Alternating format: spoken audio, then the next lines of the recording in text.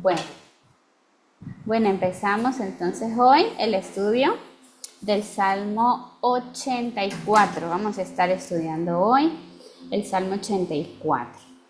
Y bueno, empezamos el título que está antes del primer versículo. Voy a poner aquí la Biblia, que dice, el título, ¿dónde está? Ajá, bueno, dice, al músico principal sobre Gitit, salmo para los hijos de Coré. Este es un salmo que escribieron los hijos de Coré. Allá habíamos estudiado algunos. Y bueno, empieza al músico principal, como sabemos. Viene de la palabra letmenasea, que significa el vencedor, el que venciese, ¿sí? Y también hace referencia el músico principal al que dirigía las alabanzas, al que dirige las alabanzas en el templo, ¿sí? Que era como el que se le daban los cánticos para que él los dirigiera. Luego dice sobre Gitit. Entonces hay pues varias hipótesis de la palabra Gitit. Uno pues puede ser el tono musical en el que se va a tocar ese salmo. Otro también se dice que es un instrumento musical de la ciudad de Israel, Gat, ¿sí? Un instrumento que se usaba en Gat. Y bueno, y la palabra Gat viene en su significado, viene de prensa de aceitunas, ¿sí? Esa palabra Gat significa prensa de aceitunas. Y bueno, hace referencia también proféticamente a el Mesías, que sabemos que como la prensa tiene que prensar las aceitunas para sacar el olivo, pues él también fue prensado, ¿sí? Pasó por aflicción. Esta palabra también se asocia, Gat, con el Monte de los Olivos o el Getsemaní, que es en donde él estuvo en sus últimas horas antes de ser capturado. Y Getsemaní hace referencia también muy similar al significado de Gat, que es prensa de aceite, ¿sí? Y está en el Monte de los Olivos, el Getsemaní. Podemos ver en asociación de que Jesús, el Mesías, tuvo que orar 3 veces y casualmente las aceitunas tienen que prensarlas 3 veces para que suelten todo el aceite, ¿sí? A Jesús también se le llamó el Nazareno, ¿verdad? Que está también relacionado con todo el significado de esta palabra Gad, Getsemaní, porque la palabra nazareno viene de una raíz que se llama netzer, ¿sí? Que es un retoño de olivo. Hace esa palabra netzer, que es la raíz de la palabra nazareno, hace referencia a un retoño de olivo, ¿sí? Es lo que significa netzer, nazareno, de la raíz del olivo. Entonces, esta parte me pareció muy interesante porque si leemos en Mateo 2:23, Carolina, ¿puedes leerlo? Y yo busco otro que también. Sí, Mateo 2:23. Mateo 2:23, ajá, lee Mateo 2:23. Y no sé si tienes Reina Valera, ahí sale una referencia también de ese versículo en Mateo 2:23. Voy a buscarlo aquí también yo. No, yo tengo es la textual a la mano. Ok, Dice Mateo Mateo 2:23. 2:23, dice, cuando llegó allí, se estableció en una ciudad llamada Nazaret para que se cumpliera lo dicho por los profetas. Será llamado Nazareno. Ujú. Entonces, bueno, en la Reina Valera sale la referencia de Isaías 11:1. Entonces, porque dice, lo dicho por los profetas, que había de ser llamado Nazareno. Ajá, pero ¿qué profeta dijo eso? Entonces hacen la referencia a Isaías 1:2. 1 y 2. Yo voy a buscar Isaías 1, versículo 1 y 2. Dice, visión de... Ah, no, mentira, Isaías 11, perdón. No, Isaías 1 no, Isaías 11 era. ¿Dónde está? Me perdió. Isaías, aquí está. 11. 1 y 2. Ajá, ese sí. Isaías 11:1 dice, saldrá una vara del tronco de Isaí y un vástago, retoñará de sus raíces y reposará sobre él el espíritu de Jehová, espíritu de sabiduría y de inteligencia, espíritu de consejo y de poder, espíritu de conocimiento y de temor de Jehová, ¿sí? Entonces, es muy interesante que esa palabra, ya va, se me fue. Esa palabra que hace referencia a vástago de Isaí, ¿sí? Ajá, el vástago de Isaí. Hace referencia a la palabra que estamos viendo, que se le dijo a Jesús, Nazareno, de Netzer, ¿sí? Entonces, que significa un retoño. Y dice, saldrá una vara del tronco. Entonces, es muy interesante que los retoños, esto no lo sabía yo, los retoños de los olivos nacen desde el tronco, literalmente. Y de hecho hasta lo busqué en Google porque me pareció interesante y encontré una foto. Entonces sí, mira, aquí encontré una raíz de olivo.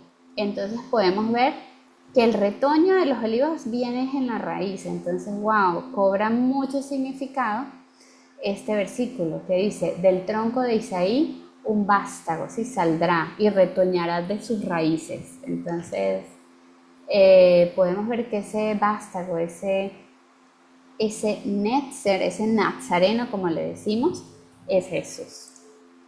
Muy bien. Y todo eso puede estar relacionado con la palabra Gad, que se cree que es de la palabra Hitit, que lo nombran en el Salmo 84. Vamos a volver al Salmo 84. Ajá, entonces aquí está, sobre Hitit. Ok. Entonces, vemos cómo se puede relacionar todo, ¿no? Que la prensa, la aflicción, el retoño, Jesús. También se le decía la luz del mundo, ¿cierto? Hoy en día nosotros pensamos en luz y ¿qué es lo primero que pensamos? No sé, en un switch, en un bombillo, en electricidad, sí, pero en aquellos tiempos cuando decían la luz del mundo se pensaba era en una lámpara de aceite, ¿cierto? Entonces, para poder haber ese aceite que daba la luz, tenía que haber una prensa, ¿sí? Una prensa que presionaba esa aceituna 3 veces y pues para que Jesús, que es la luz del mundo, igual pues pasó por esa aflicción. Muy bien. Pasemos ahora sí al versículo 1 y voy a poner esta presentación que me ayuda a hacer la Julia. Ajá. El versículo 1 y la Biblia, vamos a poner aquí también. El versículo 1 dice, cuán amables son tus moradas, oh Jehová de los ejércitos. Ajá. Bueno, vamos a leer el 1 y el 2. Anhela mi alma y aún ardientemente desea los atrios de Jehová. Ajá. Mi corazón y mi carne cantan al Dios vivo. Ese es el versículo 1 y el versículo 2. Entonces podemos ver que este salmo empieza con mucha pasión. Cuán amable, ¿sí? Amable viene de amados, anhelados son para mí tus moradas. Y bueno, ¿cuál era en ese tiempo la morada? La morada pues era el templo o el tabernáculo del Señor, ¿sí? Los salmos de los hijos de Coré tienen esas características que hablan con mucha pasión, son como muy llenos de pasión por el Señor. Y bueno, son muy bonitos. Viene ahora la palabra atrios.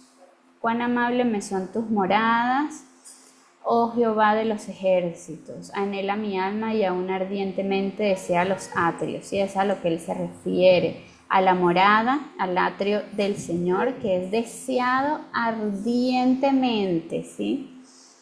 En la palabra atrios, pues hace referencia a los patios, ¿sí? Por así decirlo, del templo del Señor. Y era ese lugar, los atrios, era el lugar donde los israelitas pues entraban y se congregaban. Era el lugar donde había más gente, ¿sí? Donde se congregaba todo Israel en el templo, la parte que era permitida para los israelitas, ¿sí? Muy bien. Y bueno, era ese lugar también donde se cantaban, donde estaba el director de la música, donde se tocaban los instrumentos, donde las personas cantaban.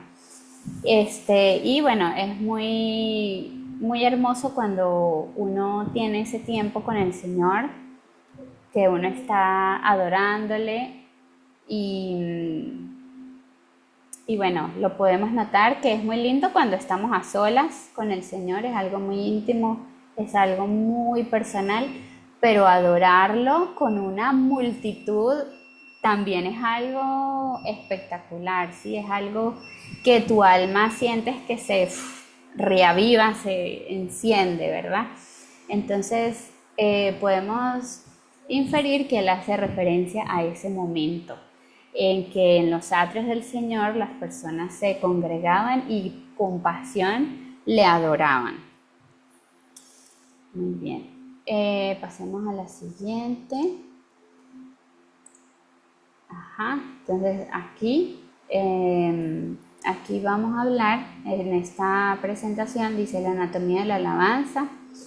La adoración del Salmo 84 no es fragmentada, requiere la participación de la totalidad del ser humano, el alma, el corazón y la carne. Como dice la segunda parte, ya va, esto no es de mis clases. ¿Qué se hizo? Aquí está. Ajá. La segunda parte del verso 2 dice, mi corazón y mi carne cantan al Dios vivo, ¿sí? Entonces, no es solo que adoramos en espíritu, sino que también nuestra alma se apasiona, incluso nuestra carne, pues es el sacrificio vivo para el Señor en adoración. Entonces, y pues necesita haber podría decirse una armonía, ¿sí? Como dice, el alma anhela, el intelecto, la mente, la voluntad eterna, la decisión profunda de buscar a Dios, ¿sí? O el espíritu. El corazón canta, el centro de las emociones, la pasión y el efecto interno. Y la carne, pues es la que canta, la fisicalidad del cuerpo, las acciones visibles, la postura, ¿sí? La voz. Y bueno, esta es una alabanza integral al Dios vivo. Y pues también sabemos que la carne, dice mi carne canta. Sabemos que la carne pues siempre quiere, no sé, acostarse, no hacer lo que no le gusta, ¿sí? Incluso en la carne tiene que ver pues esa disciplina para someterla a la alabanza, a la adoración y más adelante vamos a ver a la confianza en el Dios vivo. Muy bien. Ahora pasamos al siguiente, que es el verso 3. Aún el gorrión halla casa y la golondrina nido para sí, donde ponga sus polluelos cerca de tus altares, oh Jehová de los ejércitos, Rey mío y Dios mío. Entonces aquí pues otra vez hace referencia en el templo, que sabemos que, bueno, yo he visto en iglesias, construcciones que son altas, vemos golondrinas. Yo he visto golondrinas que ponen sus nidos. Entonces probablemente pues en el templo del Señor pues había nidos de golondrinas. Muy bien. Y luego dice, Jehová de los ejércitos, Rey mío y Dios mío. Esta frase, Rey mío y Dios mío, la dice también en el Nuevo Testamento el discípulo Tomás. Carolina, si puedes buscar Juan 20:28, ¿lo puedes leer? Si no, pues lo buscamos aquí. Juan 20:28. Juan 20:28. Ok, dice. Respondió Tomás y le dijo, Señor mío y Dios mío. Ajá. Entonces, bueno, Señor, Rey, soberano, ¿sí? Y Dios mío.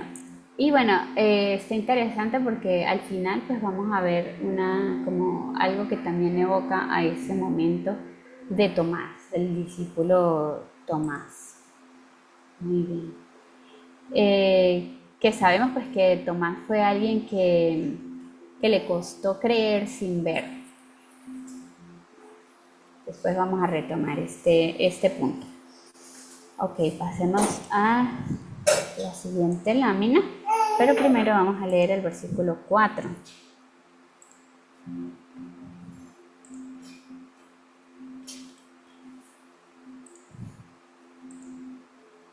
Dice, bienaventurados. En este salmo hay 3 veces que dicen bienaventurados, ¿sí? Recordemos que también Jesús nombró en ese monte a los bienaventurados. Bueno, aquí nombran 3 veces también a los bienaventurados. El versículo 4 dice, bienaventurados los que habitan en tu casa, perpetuamente te alabarán. Aquí hay una meditación, meditemos en esto. Entonces, bienaventurados, felices, dichosos, bendecidos, los que habitan en tu casa, ¿sí? Entonces, habitar en la casa de Dios, ¿qué quiere decir habitar en su casa? Por lo menos si hoy ya no tenemos un templo, ¿qué quiere decir habitar en su casa? Pues seguirle adorando, como se hacía en el templo, seguir agradeciéndole, seguir confiando aún en medio de la aflicción. Y vemos que aquí dice cuál es la recompensa para aquellos que habitan en su casa, para aquellos que le adoran, que confían, que agradecen aún en medio de la aflicción. La gran recompensa es que perpetuamente le alabarán, ¿sí? Vale la pena pues soportar las aflicciones como lo hizo Yeshua, como lo hizo nuestro Señor, nuestro Salvador, porque perpetuamente podrá estar en la presencia del Señor, alabándole, adorándole a su diestra.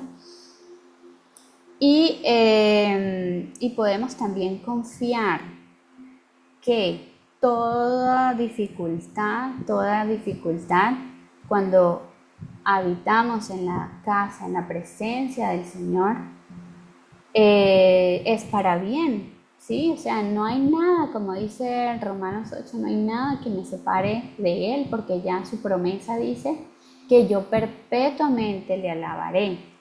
Y incluso la muerte, así sea la muerte, así sea lo que sea, nuestra esperanza es en que estaremos en la presencia del Señor eternamente alabándole. Muy bien. Entonces, podemos aquí también inferir que podemos cambiar en medio de la dificultad, de la aflicción, tratar de cambiar la ira, la queja, el desánimo, la amargura, la depresión, ¿sí? Sino cambiarlo por eso, lo que significa estar en esa presencia de Dios, que es el buscar adorarle, el buscar agradecerle y el buscar confiar en Él, ¿sí? Sabiendo que tendremos un buen fin, por así decirlo.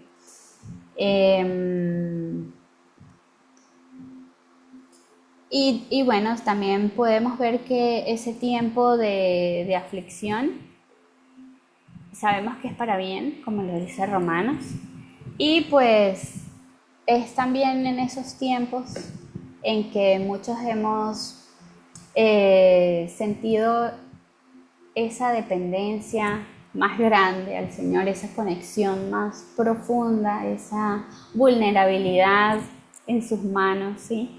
Es en ese tiempo, porque en los tiempos en que Israel tuvo más grandeza, fueron los tiempos en el que pues más se alejó del Señor, ¿sí? Como sabemos que le pasó a Judá, y después de todo el lujo que tuvo con Salomón y todo eso.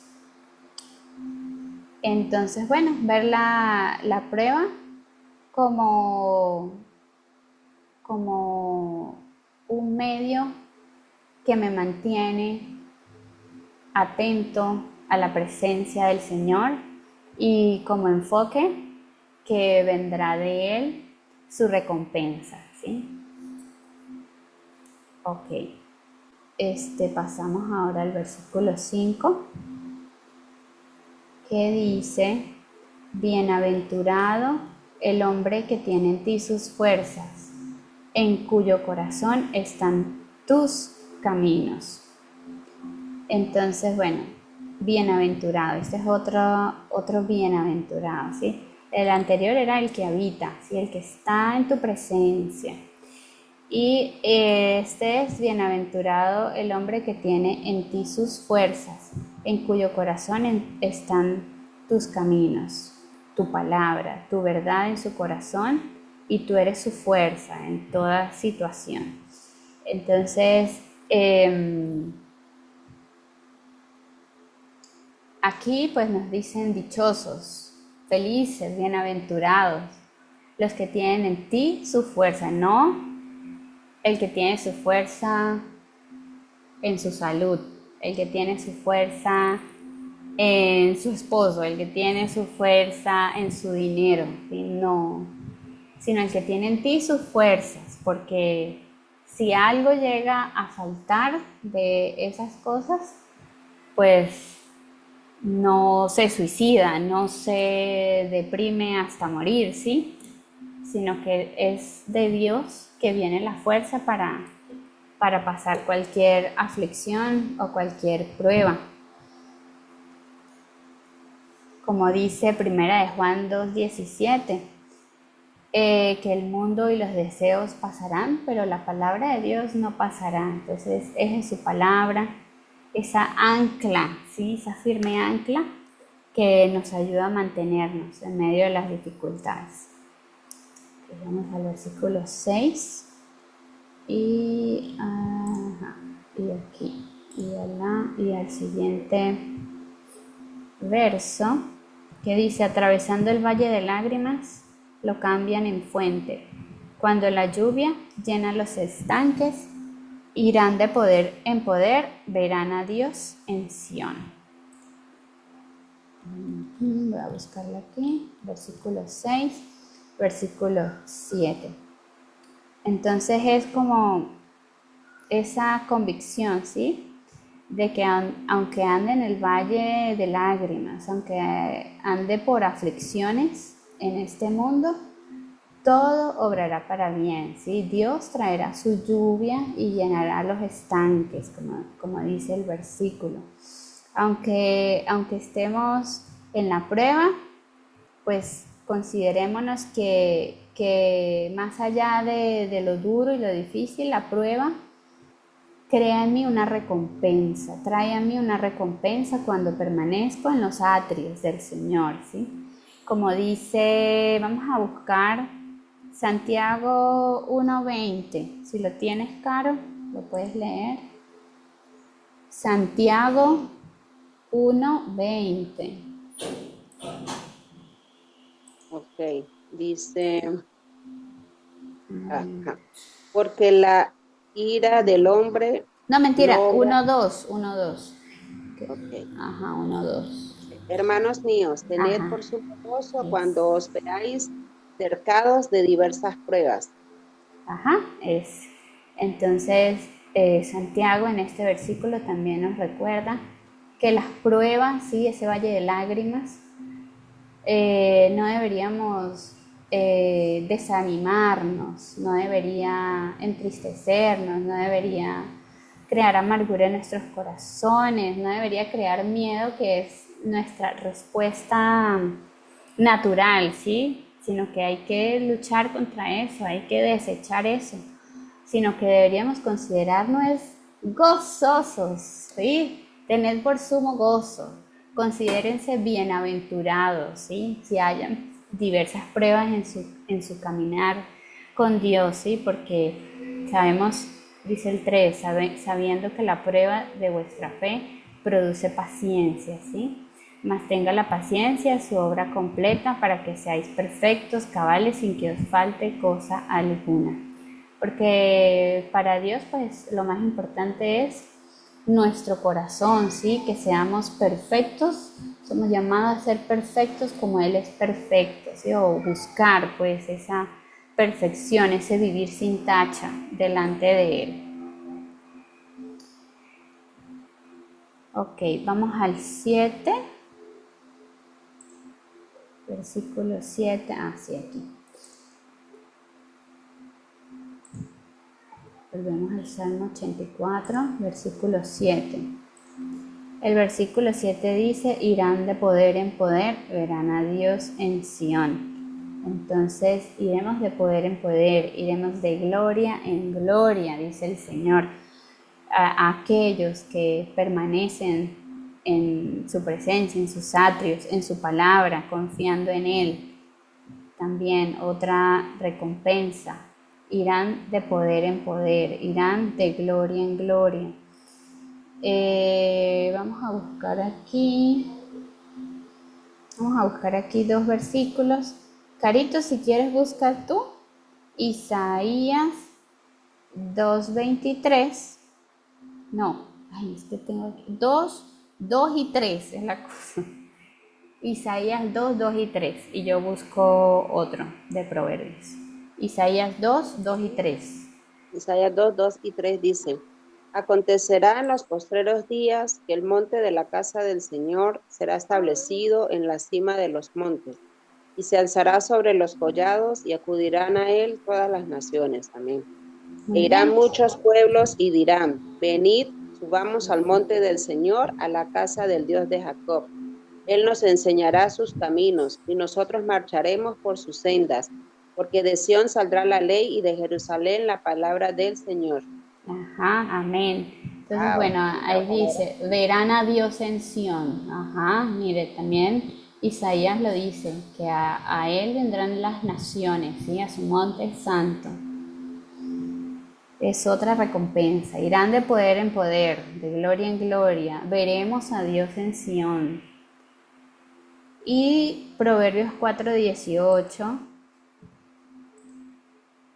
La senda de los justos es como la luz de la aurora, que va en aumento hasta que el día es perfecto, ¿sí? Como el sol, aquí hacen esa metáfora. Iremos poco a poco, cada vez más, de poder en poder, de gloria en gloria, con luz como la aurora, en aumento, hasta que el día sea perfecto, hasta que podamos estar en la presencia del Señor. Muy bien, vamos ahora al 8, versículo 8. Salmo 84, versículo 8. El versículo 8 dice, Jehová, Dios de los ejércitos, oye mi oración. Escucha, oh Dios de Jacob, y medita, Selah. Entonces aquí él está pidiendo que oiga su oración, que le escuche. Vamos a ver la diapositiva. es el versículo. Ajá. 10, aquí está. Este es el 8. Bueno, el 8 dice, Jehová Dios de los ejércitos, oye mi oración. Escucha, oh Dios de Jacob. Entonces, pues, ¿cómo podemos pedirle a Dios que nos escuche? Señor, yo te oro, escúchame. Pues permaneciendo en sus atrios, permaneciendo en su palabra, confiando, adorándole. Y voy a leer pues Filipenses 4:6, que es un versículo muy hermoso para tener en cuenta en medio de la dificultad. Cuando le pedimos a Dios, escúchame, Señor. Dice, por nada estéis afanosos, sino sean conocidas vuestras peticiones delante de Dios, en toda oración y ruego, con acción de gracias, y la paz de Dios, que sobrepasa todo entendimiento, guardará vuestros corazones y vuestros pensamientos en Cristo Jesús. ¿Sí? Entonces, en la oración podemos presentar las peticiones delante de Dios. Y esa oración, ese corazón que le derramamos a Dios con lo que necesitamos, anhelamos, dejándolo en sus manos, eso nos trae paz. Y si tenemos paz, pues sabemos que Él nos escucha, ¿sí? Que no tenemos, y si Él nos escucha, pues no tenemos que estar afanosos ni preocupados, ¿sí? Bueno, entonces pasamos al versículo 9, aquí ya está el versículo 9, dice, mira, oh Dios, escudo nuestro, y pon los ojos en el rostro de tu ungido. Entonces, ¿qué necesita Dios para escucharnos? Pues a su ungido, ¿cierto? Aquí está clamando al ungido. Él es nuestro abogado delante del Señor. No pongas ¿qué dice aquí? Tus ojos, no pongas tus ojos en mí, porque yo miles de errores, miles de equivocaciones puedo cometer. No pongas tus ojos en mí, pon tus ojos en tu ungido. Escucha mi oración por tu ungido, ¿sí? Por lo que Él hizo. Y aquí me hace recordar a cuando Jesús le dice a Pedro que el enemigo quería zarandearlo 3 veces, como el trigo. Le dice, pero yo he orado para que tu fe no desmaye. Entonces tenemos ese intercesor, ese buen amigo, ese abogado delante de Dios, que cuando clamamos, Él intercede por nosotros y Dios nos oye por medio de Él. Pasemos ahora al versículo 10. Volvemos al Salmo 84.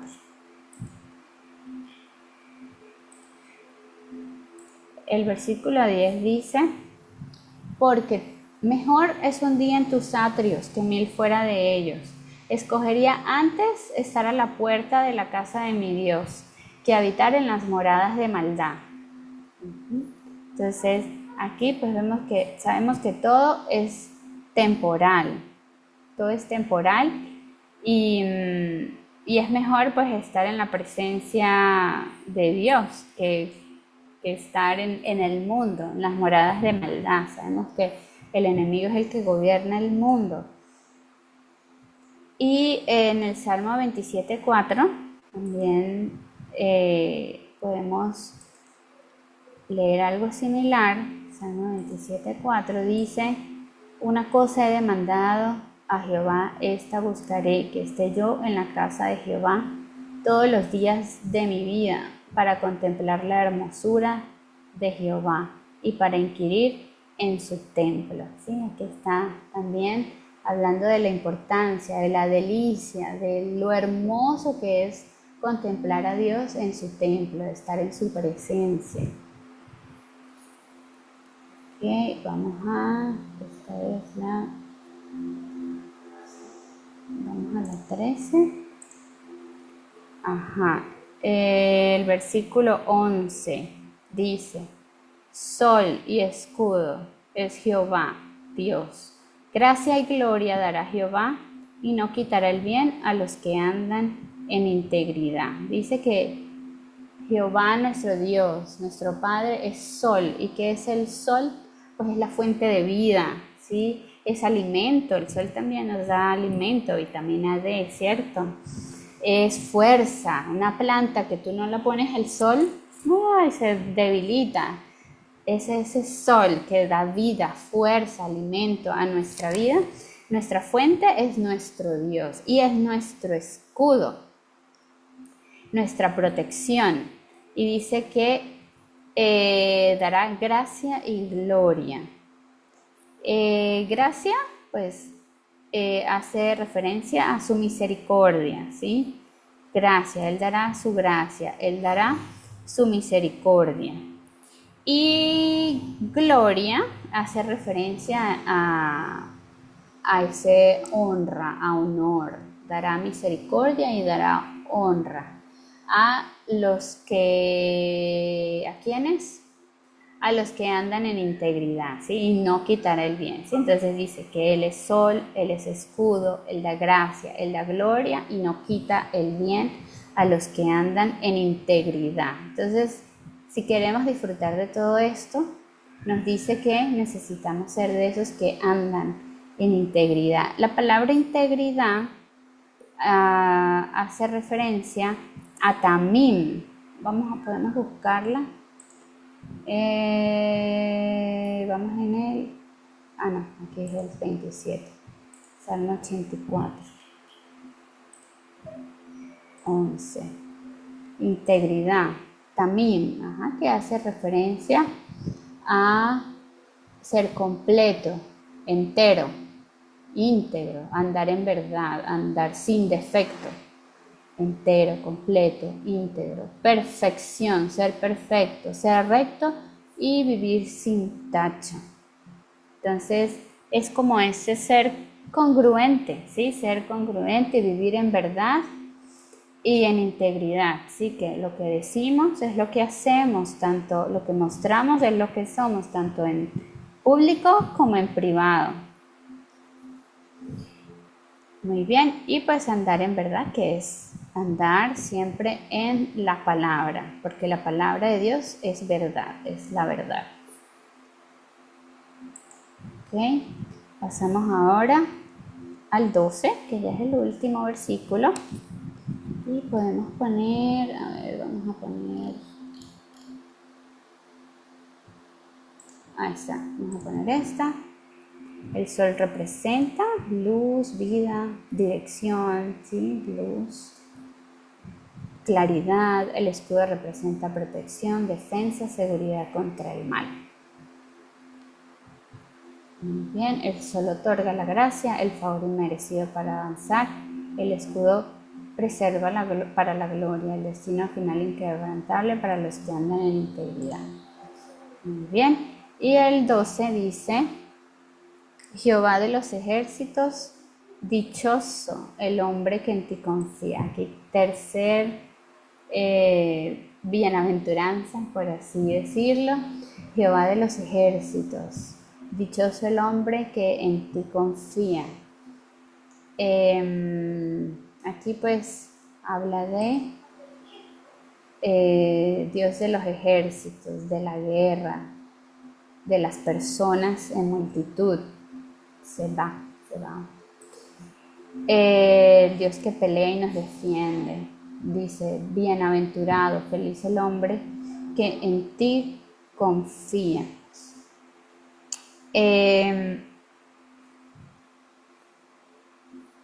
Vamos a hacer referencia en este versículo a Juan 20:29. Juan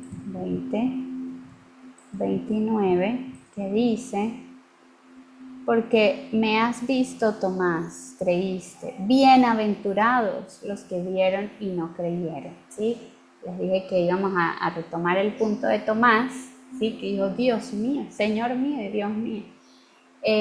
Podemos concluir este salmo con esta bienaventuranza que dice, dichoso el hombre que en ti confía. Jesús también dijo, bienaventurados los que confían, los que creen y no vieron, ¿sí? Entonces, pues somos llamados a, primero somos dichosos, somos los bienaventurados de Dios. Somos esas personas que manteniendo nuestra confianza en Él obtendrán sus maravillas, su recompensa, sus tesoros mejor guardados. Y somos llamados a creer sin ver, ¿sí? A creer aunque no veamos. Y bueno, permanecer en los atrios de nuestro Dios. Podemos considerarnos más millonarios que los millonarios que vemos hoy porque tenemos a Dios con nosotros, ¿sí? Y la promesa de su recompensa. Muy bien, bueno, aquí podemos terminar el estudio de este salmo.